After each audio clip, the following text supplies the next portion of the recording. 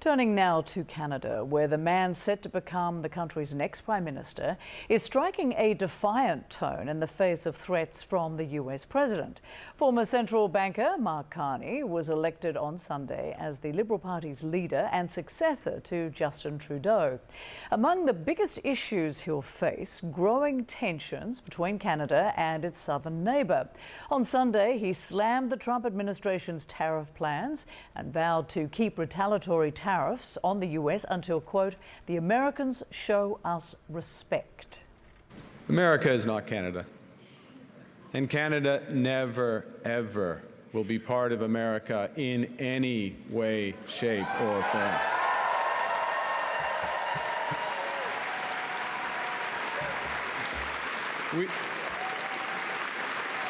Look,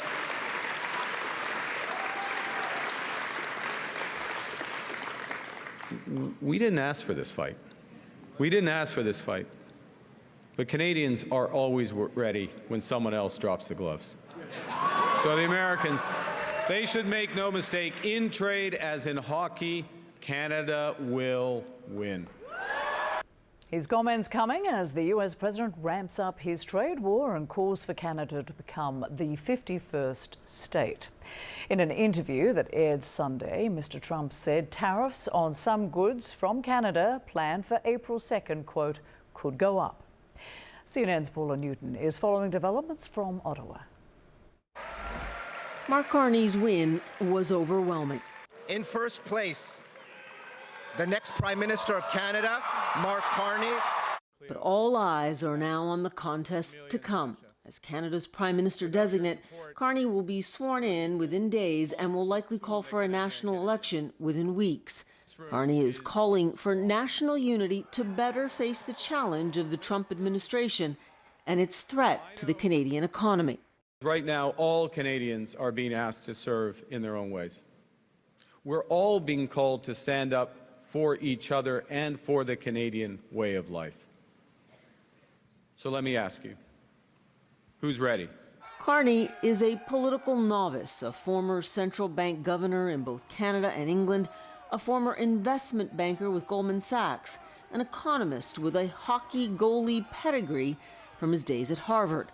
But in the election, he will face conservative leader Pierre Poilievre, a career politician backed by a trending social media presence and the praise of MAGA allies after cutting attacks like this. Working for Trudeau, Carney made Canada weaker and poorer.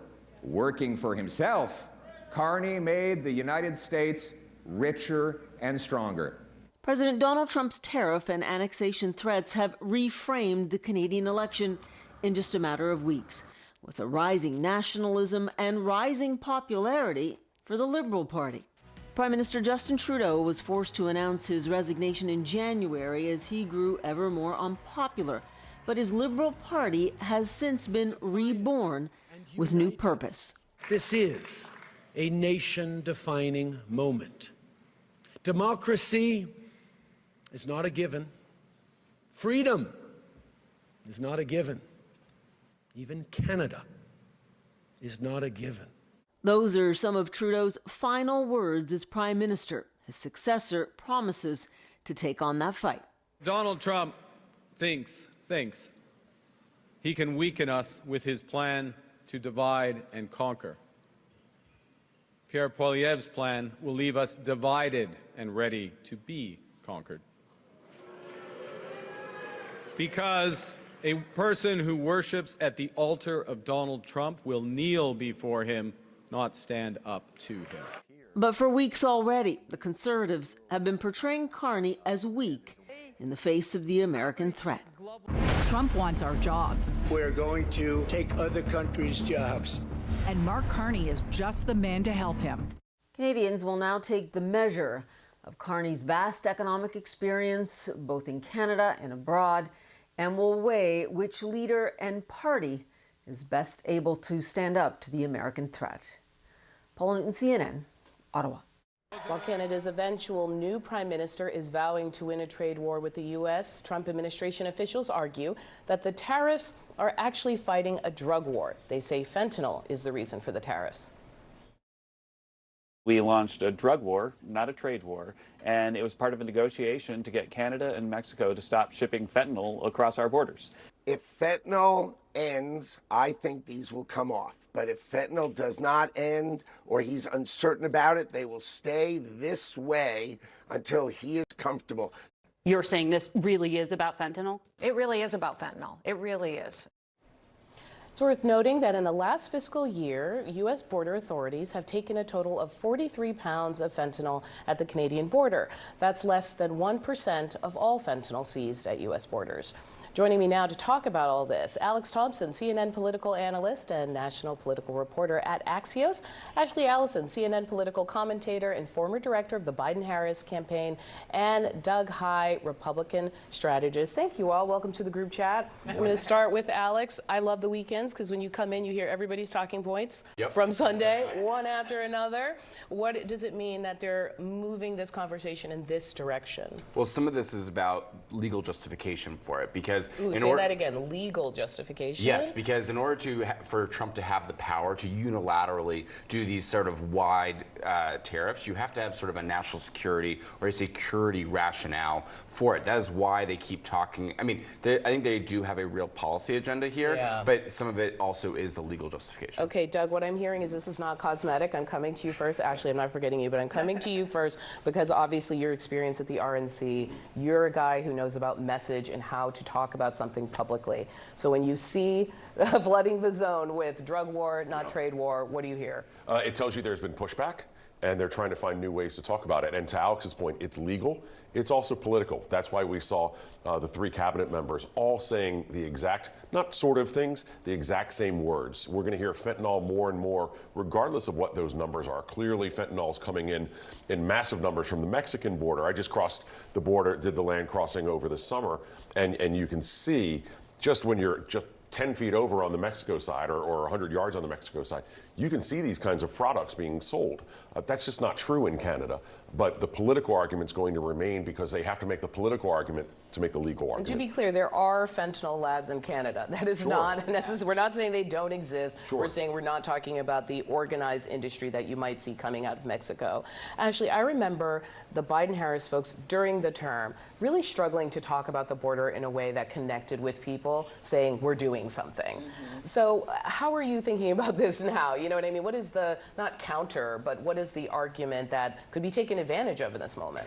Well, I think if you consider the Canadian border and the Mexican border, those are, I just feel like 2 different stories to be told. The reason why Republicans right now are using fentanyl as a distraction almost to what is happening with the tariffs on is because you seem insensitive if you say fentanyl is not an issue when we know that people die from drug overdoses in this country. So we're smart enough as Americans to bifurcate the issue of tariffs and the need to have policies in place and protect people from overdosing from fentanyl.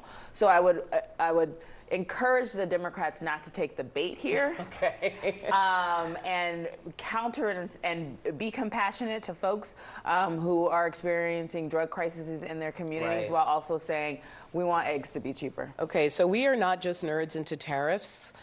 I mean, we are, but we're not just nerds into tariffs. I want to play for you something that the president said over the weekend about whether or not the U.S. should expect a recession. But are you expecting a recession this year? I hate to predict things like that. There is a period of transition because what we're doing is very big. We're bringing wealth back to America. That's a big thing. And there are always periods of, it takes a little time. It takes a little time. But I think it should be great for us. Jump ball on great for us or a period of transition? Which phrase strikes your fancy? Well, this was a case in which the talking points were not all in unison because you had Commerce Secretary Howard Lutnick on Meet the Press predicting that there would not be a recession. And so they were not... Like categorically, it'll be played back to you later if it turns out the other way. But they've all sort of said that they expect the tariffs to be disruptive.